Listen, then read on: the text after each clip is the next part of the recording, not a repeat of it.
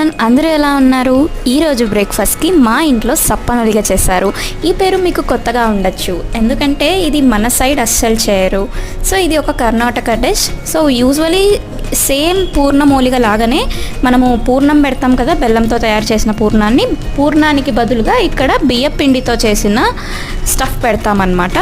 So ఇది కర్ణాటక నుండి ఏపీకి ఎలా వచ్చిందనుకుంటున్నారా? ఈ డిష్ మా ఫ్యామిలీకి మా కర్ణాటకలో ఉన్న మా అత్త పరిచయం చేశారు. అది మా ఇంట్లో అందరికీ చాలా నచ్చేసింది. అందుకు మా అమ్మ అత్త నుండి రెసిపీ కనుక్కొని ప్రతి సమ్మర్కి చేస్తుంది.